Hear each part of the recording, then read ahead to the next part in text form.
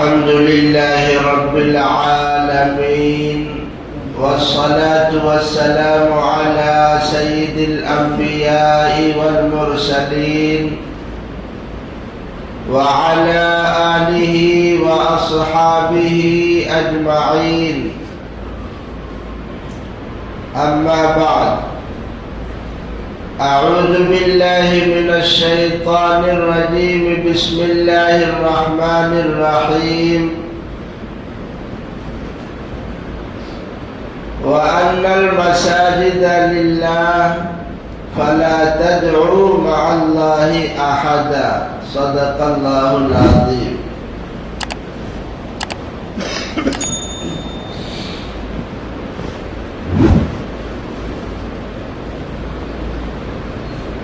حضور صلی اللہ علیہ وسلم پر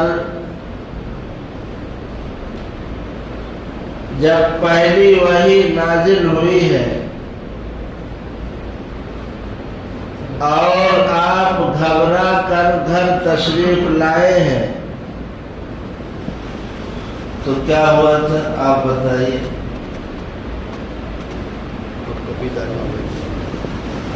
کبھی تاریخ ہو گئی تھی تو حضرت خدیجہ کہاں لے گئی تھی آپ کو؟ ہاں یاد ہے ماشاء اللہ. اور قابل نوبل کے پاس ماشاء اللہ یاد ہے. اسی طرح یاد رکھیے اور عمل بھی کریے. تو انہوں نے ایک بات فرمائی تھی کہ یہ جو ناموس ہے، یہ جو فرشتہ ہے، یہ پچھلی انبیاء گزشتہ جو گزر چکے ہیں ان کے پاس بھی آیا کرتا تھا. اگر میں زندہ رہا تو آپ کی مدد کروں گا. اور ساتھ ساتھ انہوں نے یہ بھی ارشاد فرمایا تھا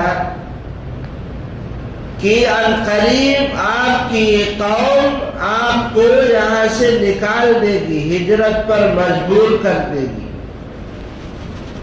حالانکہ کب کہا تھا؟ 13 سال پہلے ہے. 13 سال پہلے چچا زاد بھائی نے حضرت خدیجہ کی یہ کہا تھا کہ آپ کی قوم نکال دے گی. آج 13 سال کے بعد کیا بولے 13 سال کے بعد مکہ میں آپ رہے ہیں. 40 سال کی ملی ہے نا، تو 13 سال مکہ میں نبوت کے بعد آپ رہے ہیں. تو 13 سال کے بعد آج آپ ہجرت کر رہے ہیں. جو پہلے سال میں یعنی وہی جب نازل ہوئی ہے، چچا نے جو کہا ہے آج آپ سب کچھ پیش آ رہا ہے. کیونکہ وہ عالم تھے، پچھلی کتابوں میں انہوں نے پڑھا تھا. تو ہجرت جو ہے یہ صرف حضور صلی اللہ علیہ وسلم کے ساتھ نہیں ہوا. حضرت ابراہیم علیہ السلام نے بھی ہجرت کی ہے، دیگر انبیاء نے بھی ہجرت کی ہے. یہاں تک کہ خاتم بنی اسرائیلی انبیاء جو ہے جن کے آخر میں عیسیٰ علیہ السلام ہے، جو آخری نبی ہے بنو اسرائیل کے، انہوں نے بھی ہجرت کی. مدینہ منورہ رسول اکرم صلی اللہ علیہ وسلم نے پہنچ کر، حالانکہ آپ کی اولاد کہاں ہے؟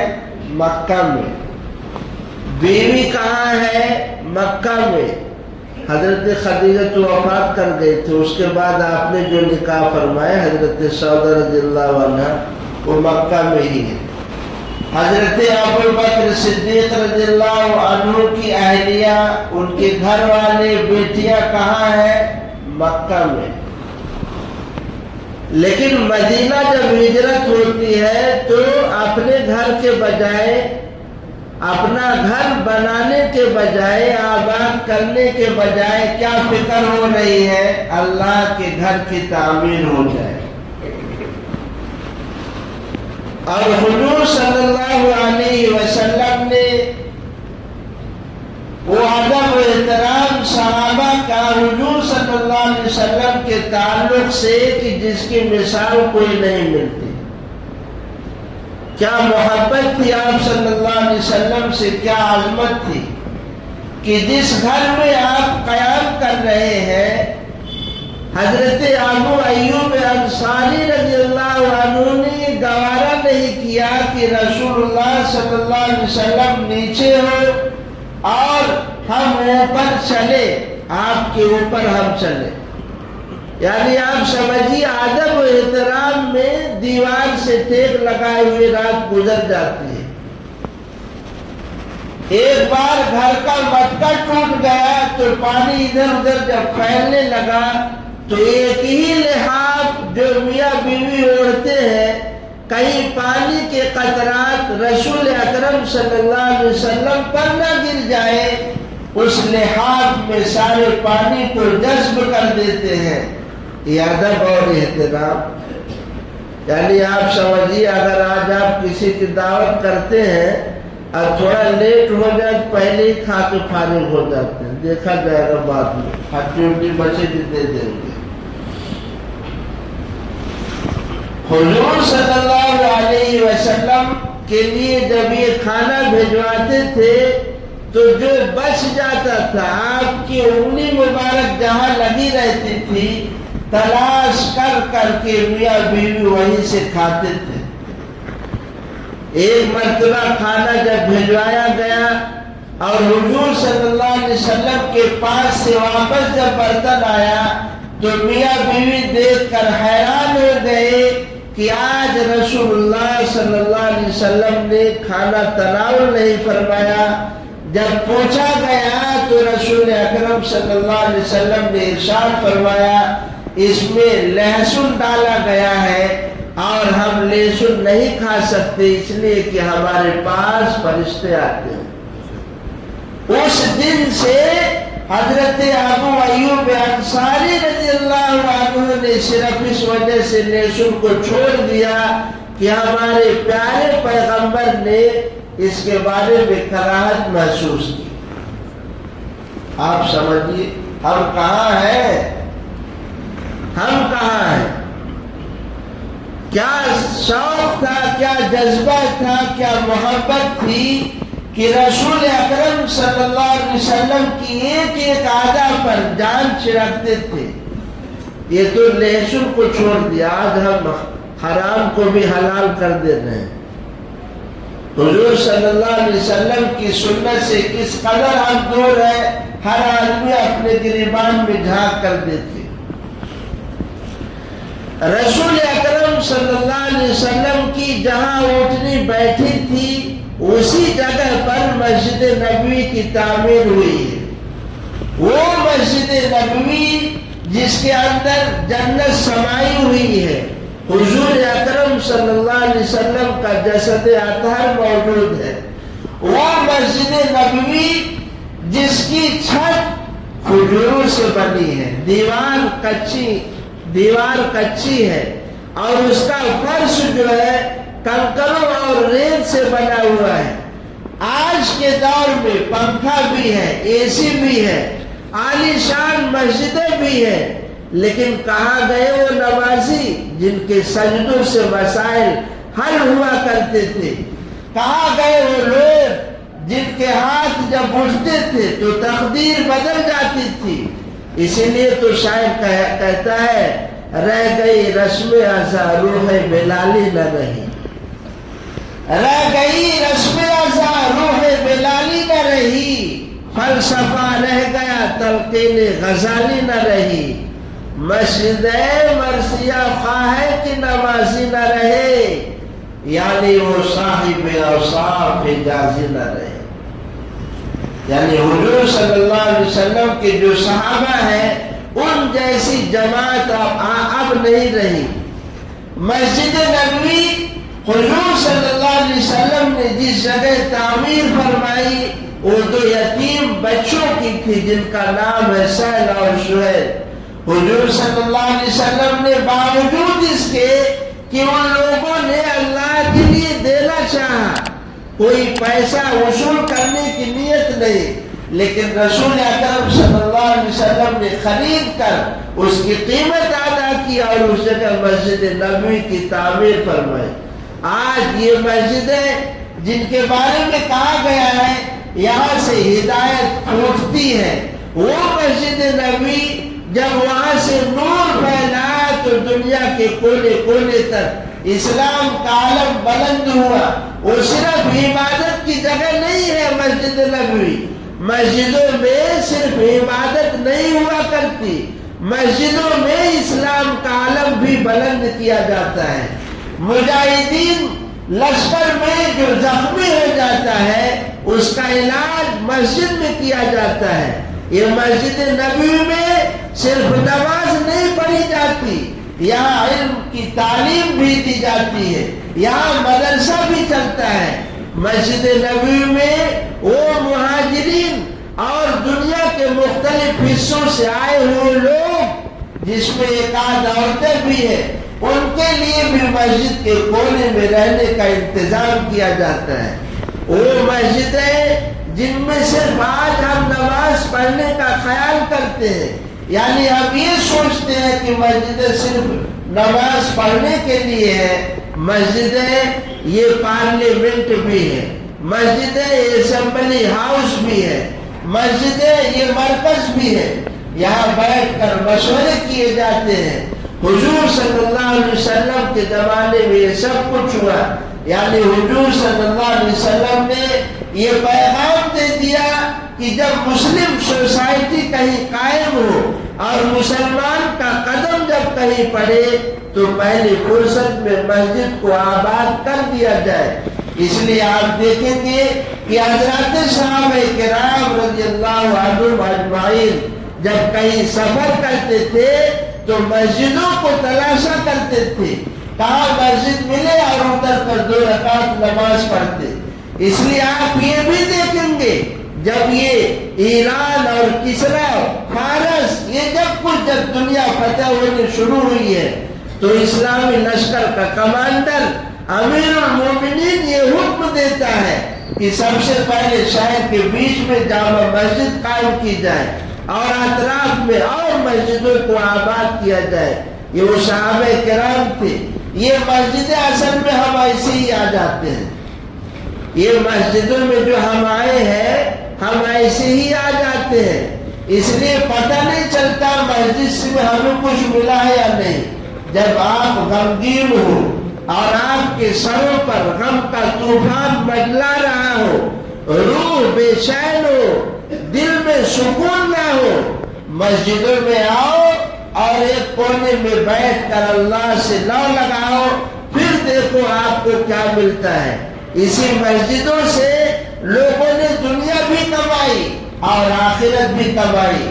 اس لیے حضور اکرم صلی اللہ علیہ وسلم جب اس مسجد کی تعمیر کر رہے ہیں بنفس نفیس، خود آپ اینٹ ڈھو رہے ہیں۔ وہ صحابہ کرام جو گارا بنانے میں مشہور ہے وہ گارا بنا رہے ہیں اور اشعار بھی زبانوں پر ہے۔ اللہم ان الاجر اجر الاخرہ فانصر الانصار والمہاجر، اجر تو آخرت کا اجر ہے، یا اللہ انصار اور مجاہدین کی مدد فرما۔ یہ ترانہ ہے وہ عمار بن یاسر مکہ المکرمہ کی زندگی میں جنہیں تکلیف دیا گیا، جنہیں اذیت پہنچائی گئی، آج وہ عمار مسجد نبوی کی جب تعمیر ہو رہی ہے تو لوگ تو ایک ایک اینٹ اٹھا رہے ہیں اور یہ 2 اینٹ لے جا رہے ہیں۔ حضور صلی اللہ علیہ وسلم نے جب دیکھا تو فرمایا تمہارے لیے 2 اجر ہیں، عمار تمہارے لیے 2 اجر ہیں، اے سمیہ کے بیٹے تمہارے لیے ڈبل اجر و ثواب ہے۔ حضور صلی اللہ علیہ وسلم نے خود کام کیا اور یہ بتا دیا کہ آپ کی چودھراہٹ اپنی جگہ، آپ کا علم اپنی جگہ، آپ کی صدارت اپنی جگہ۔ رسول اکرم صلی اللہ علیہ وسلم جب کام کر رہے تھے تو صحابہ کی زبانوں پر یہ شعر تھا کہ رسول اکرم صلی اللہ علیہ وسلم تو کام کرے اور ہم بیٹھے رہے پھر تو ہم گمراہ ہو جائیں گے۔ رسول اکرم صلی اللہ علیہ وسلم کام کرے اور ہم بیٹھے رہے پھر تو ہم گمراہ ہو جائیں، یعنی آپ آپ نے یہ بتا دیا کہ عہدہ اور منصب کچھ نہیں ہوتا ہے، سادگی کی زندگی گزارو، اور اسی سادگی میں رہ کر صحابہ نے دنیا کو فتح کیا اور مسجدوں سے نور پھیلا، ہدایت کی شمع جلی۔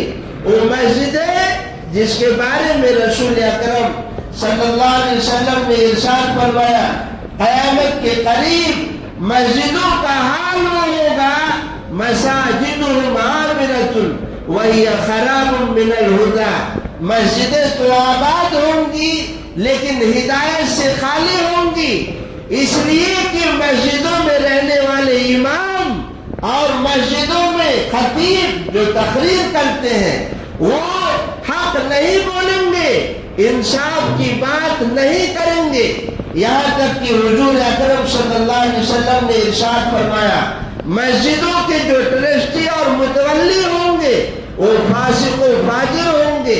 اور آج سب ہم اپنی آنکھوں سے دیکھ رہے ہیں، مسجدوں میں بیٹھے ہوئے امام جو اپنے آپ کو حق کہتے ہیں، اہل حق میں شمار کرتے ہیں، لیکن اسی مسجدوں کے محراب سے بدعت کا رواج ہو رہا ہے، شرک کا رواج ہو رہا ہے، جس کے بارے میں اللہ نے فرمایا وَأَنَّ الْمَسَاجِدَ لِلَّهِ سورۃ الجن کی آیت ہے، مسجدیں اللہ کے لیے ہے، فَلَا تَدْعُوا مَعَ اللَّهِ أَحَدًا، اللہ کے علاوہ کسی اور کو نہ پکارو، مطلب اللہ کے علاوہ کسی اور کو پکارنا یہ تو شرک ہے ہی، لیکن مسجدیں ایسی ہے جہاں حق کی بات ہوتی ہے، جہاں انصاف کی بات ہوتی ہے، جہاں شرک نہیں ہونا چاہیے، جہاں صرف توحید کا علم بلند ہو، لیکن ہائے افسوس اسی مسجدوں سے آج سب کچھ ہو رہا ہے، اور یہاں کے رہنے والے ذمہ دار اور ٹرسٹی اسی امام کو پسند کرتے ہیں جو ان کی ہاں میں ہاں ملائے، جو انصاف کی آواز کو دبا دے، جو حق کا علم بلند نہ کر سکے، اور اگر کوئی کرتا ہے تو مسجد کے متولی اور ٹرسٹی اسے برطرف کر دیتے ہیں۔ یہ کوئی میں ایسے نہیں پھینک رہا ہوں ہے، یہ میں سمجھ، یہ سب حقیقت بات بتا رہا ہوں۔ ہم نے بھی 10 سال امامت کی ہے، مجبور ہو کر میں چھوڑا ہوں۔ کتنا امامت کی ہے؟ 10 سال اسی شہر ممبئی میں، لیکن مجبور ہو کر ہم نے چھوڑ دیا امامت اور کان پکڑ لیا، اب امامت نہیں کریں گے۔ ہم نے نزدیک سے دیکھا ہے رویہ، آپ کو جب حق بات پسند نہیں آئے گی تو مجھ پر کیچڑ اچھالو گے، جب حق بات نہیں پسند آئے گی تو مجھ پر الزام لگاؤ گے۔ سمجھ میں آ رہی ہے بات؟ یہ سب کچھ ہو رہا ہے، اسی لیے اللہ تعالیٰ نے ارشاد فرمایا وَأَنَّ الْمَسَاجِدَ لِلَّهِ فَلَا تَدْعُوا مَعَ اللَّهِ أَحَدًا، اس مسجدوں میں بیٹھ کر شرک کی بات اور ظلم کی بات یہ سب نہ کرو، اس مسجدوں سے ہدایت کے شمع جلنے چاہیے اور نور پھیلنا چاہیے، لیکن کیا کرے، ابھی کتنا میں بولوں، آپ کو اندازہ نہیں ہے کیسے نور پھیلا۔ یہ آپ سن 6 دسمبر 1992، یاد تاریخ یاد ہے، 6 دسمبر 1992 کو ہندوستان کی بابری مسجد شہید کر دی گئی۔ شہید کرنے والے کون لوگ ہیں سب جانتے ہیں، لیکن مسجد تو شہید ہو گئی، لیکن اس مسجد سے ایک آواز اٹھ رہی ہے، اس بابری مسجد سے ایک درد کی آواز اٹھ رہی ہے کہ جو بھی اس کا نام سنتا ہے اس کے جسم میں خون گرم ہو جاتا ہے، اور اگر سلو دوڑ رہا ہے تو خون تیز دوڑنے لگتا ہے۔ یہ کیا ہے؟ یہ مسجدوں سے جو رشتہ ہے، یہ بابری مسجد پکار رہی ہے، درد و غم سے آواز دے رہی ہے، اے امت مسلمہ تم کہاں کھو گئے ہو، اپنی زندگی تم کہاں بتا رہے ہو؟ دیکھو سید الانبیاء جناب محمد الرسول اللہ صلی اللہ علیہ وسلم کو مسجد کے آباد کرنے کی کتنی فکر ہے کہ اپنے بچوں کی پرواہ نہیں کی، اپنے بیوی کی پرواہ نہیں کی، اپنا گھر بنانے کی فکر نہیں کی، سب سے پہلی فکر ہو رہی ہے تو مسجد بنانے کی، اس کی حفاظت کی۔ اس لیے حضرات صحابہ کرام کی جو آپ زندگی ہے دیکھیں گے، مسجد نبوی پھر دن بدن ترقی کرتی گئی، اور آج مسجد نبوی میرے خیال سے جہاں تک میں پڑھا ہوں کہ 68 کلو سے زیادہ سونے کا کام ہوا ہے۔ سونا جانتے ہیں مسجد یعنی آپ دیکھیے ایک وقت تھا کنکر کا فرش ہے، کھجور کی چھتیں ہیں، کچی دیواریں ہیں، لیکن اسلام جب فتح ہوتا گیا اور اسلام کا عالم جب بڑھتا گیا اور اللہ نے حکمرانوں کو، مسلم حکمرانوں کو وہ دولت دی کہ آج اسی مسجد نبوی میں جو کام ہوا ہے 68 کلو سونے سے زیادہ کا کام ہوا ہے، جس میں آج 500 سے زائد کیمرے لگے ہوئے ہیں، لفٹ نہ جانے کتنے ہیں۔ حضور صلی اللہ علیہ وسلم کی اس مسجد سے وہ پھیلا ہے، وہ نور اور شمع جلی ہے کہ آج لوگوں کے سینوں میں چنگاری ہے۔ یعنی مسجدیں یہ پیغام دے رہی ہے کہ جب ہم سے وابستہ رہو گے اور ہماری عظمت اور قدر کرو گے تو پھر ہم تمہیں وہ دیں گے جو تم سوچ بھی نہیں سکتے۔ لیکن قیامت کی نشانیاں ہے یہ، مسجدوں کو گھر بنا لیا جائے گا۔ آج آپ دیکھیے جو نماز نہیں پڑھتے ہیں مسجد میں آئیں گے استنجا کرنے، پاخانہ کرنے۔ جو نماز نہیں پڑھتے ہیں روڈ کراس کرنا ہو، بجائے ادھر کے جانے کے چپل اٹھائیں گے اس سے ادھر پار ہو جائیں گے۔ یہ سب حضور صلی اللہ علیہ وسلم نے احادیث میں ارشاد فرمایا۔ اب یہ سوچتے ہیں یہ قیامت کی نشانیاں ہیں، چلو ایسا تو ہوگا۔ ارے صرف یہ قیامت کی نشانیاں نہیں ہے، جب یہ قیامت کی نشانیاں ہوں گی تو ہماری بھی خیر نہیں ہے۔ پھر انتظار کرو طوفانوں کا، پھر انتظار کرو زلزلوں کا، پھر انتظار کرو اپنی ذلت و رسوائی کا، پھر یہ سمجھو کہ اللہ ناراض ہے، اللہ کو منانے کی کوشش کرو۔ رسول اکرم صلی اللہ علیہ وسلم نے جب مسجد نبوی کی تعمیر فرما دی تو آپ نے اسی کے متصل حضور صلی اللہ علیہ وسلم نے اپنے بیویوں کے لیے بھی کمرے کی تعمیر فرمائی۔ ابھی تو ایک ہی بیوی تھی، حضرت سودا، حضرت عائشہ رضی اللہ عنہا۔ حضور صلی اللہ علیہ وسلم نے ان کے لیے گھر تعمیر فرمایا۔ ممبر تو تھا نہیں، مسجد نبوی میں مشہور معروف واقعہ ہے کہ حضور صلی اللہ علیہ وسلم ایک لکڑی کے سہارے سے خطبہ دیا کرتے تھے، مگر جب ممبر بن گیا اور آپ نے اس آسا پر ٹیک لگانا چھوڑ دیا تو مسجد میں بھرے ہوئے مجمع نے، صحابہ کرام نے سنا کہ اس آسا سے بلک بلک کر رونے کی آواز آ رہی ہے۔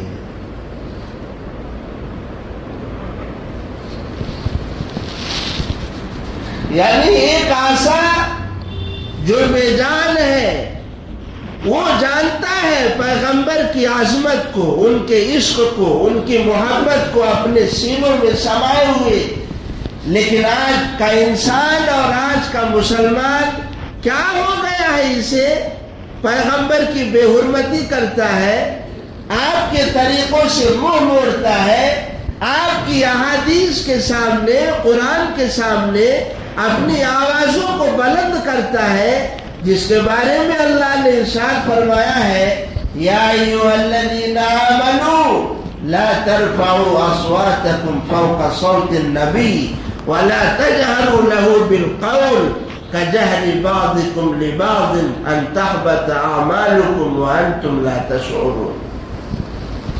پیغمبر کی آواز سے اونچی آواز مت کرو، ان کا ادب احترام کرو، لیکن سوال یہ ہوتا ہے پیغمبر جب تک تھے یہ قرآن کی آیتیں پیغمبر کے بارے میں چیخ چیخ کر بیان کر رہی تھی، پیغمبر کا عظمت، پیغمبر کی عزت و احترام، ان کی تکریم اے مسلمانوں کیا کرو۔ اگر تم ان کو بلاؤ تو باہر کھڑے ہو کر یوں ہی آواز نہ دو، انتظار کرو پیغمبر کے نکلنے کا۔ سورۃ الحجرات میں اللہ تعالیٰ نے یہ سب آداب سکھائے ہیں اور ساتھ ساتھ یہ بھی بتایا ہے کہ اگر آج امام الانبیاء نہیں رہے تو ان کے وارثین جو علماء کرام ہیں ان کا ادب و احترام ضرور کرنا، ان کے ساتھ بے ادبی نہیں کرنا، مگر مت ماری گئی ہے آج امت مسلمہ کی۔ آج علماء پر، مسجد کے اماموں پر، مسجد کے مؤذنوں پر کیچڑ اچھالنا عام رواج ہو گیا ہے۔ سوچتے ہیں ہم کو مزہ مل رہا ہے، لیکن کیا ہو رہا ہے کچھ نہیں سمجھتے۔ پر اللہ تعالیٰ کے کلام کی کھلی خلاف ورزی، یعنی پیغمبر کی ابھی دیکھیے نیوز چل رہا ہے نہیں، محمود مدنی صاحب نے کہا ہے جب جب ظلم ہوگا، جب جب جہاد ہوگا، کہا ہے کہ نہیں؟ کیسا تل ملائے ہیں سب، اپنے بھی غدار جو منافق ہے وہ بھی خلاف بولنے لگے۔ ابھی آگے آ رہا آپ کو آگے کا بیان جو ہے، حضور صلی اللہ علیہ وسلم کی سیاست کیسی تھی؟ وہ مدبر اعظم امام الانبیاء صلی اللہ علیہ وسلم نے بھی سیاست کی ہے۔ مدینہ منورہ پہنچ کر کیسا اپنے نصاب بنایا اور کیسا یہ اسلام کا مرکز بنا، آپ آگے کی باتوں میں سنیں گے۔ لیکن آپ دیکھیے ایک ایک کیڑا ادھر ادھر سے نکل رہا ہے اور ایسا مرچی لگی ہے۔